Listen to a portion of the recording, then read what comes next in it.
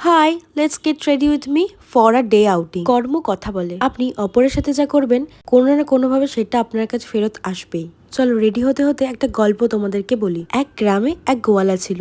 সে ছিল হতদরিদ্র এক মানুষ। তার কাছে দুটো গরু ছিল। সেই থেকে যা দুধ হতো সেটা থেকেই সে ঘি মাখন বানিয়ে বাজারে গিয়ে দোকানে দোকানে বিক্রি করত। এরকমই প্রতি সপ্তাহে তিনি একটা বিশ্বস্ত দোকানে যেতেন ঘি মাখন বিক্রি করতে।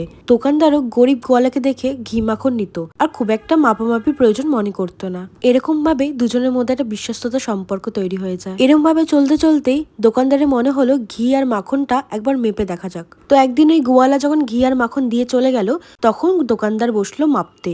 আর মাপতে গিয়ে দেখে ঘি আর মাখন 900 গ্রাম করে, মানে 1 কিলোর মধ্যে 100 কম।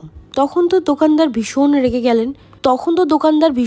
গেলেন। ভাবলেন ওনার থেকে তো আর মাখন ঘি নেবেনই না, পরের বার আসলে অনেক মুখ করবেন। পরের সপ্তাহে গোলা যখন আসলো, দোকানদার বলল, তুমি আর আমার দোকানে আসবে না, তোমার সাথে আর ব্যবসা করব না, এরকম বেঈমানদের সাথে আমি ব্যবসা করতে চাই না। গোয়ালা তো অবাক, তখন দোকানদারকে জিজ্ঞেস করলো, কেন আপনি এই কথা বলছেন, কেন ব্যবসা করতে চান না? তখন দোকানদার গোয়ালাকে বলে, তুমি সবসময় 1 কিলো ঘি আর মাখনে টাকা নিয়ে যাও, কিন্তু দিয়ে যাও আমাকে 900 গ্রাম করে, 100 গ্রাম কম দাও। তাই এরকম বেইমানি তুমি কেন আমার সাথে করো? আমি তো তোমাকে বিশ্বাস করে তোমার ঘি মাখন নিয়েছিলাম। তখন ওই গরিব গোয়ালা হতবম্ব হয়ে দোকানদারের দিকে তাকিয়ে থাকলো আর বলল, আমি তো খুব গরিব মানুষ, আমি দিন আনি দিন খাই, তাই মাপ করার যে পাথরগুলো পাওয়া যায় সেগুলো আমি কিছুই কিনতে পারিনি। তাই প্রতি সপ্তাহে বাড়ি ফেরার সময় আপনার দোকান থেকেই আমি 1 কিলো চাল বাড়িতে নিয়ে যাই, আর সেই চালই দাঁড়িপাল্লার এক পাশে রেখে আর ঘি মাখন এক পাশে রেখে সেটাই আপনাকে বিক্রি করতে আসি। তখন দোকানদার লজ্জায় শুধু চুপ হয়ে দাঁড়িয়ে থাকলেন।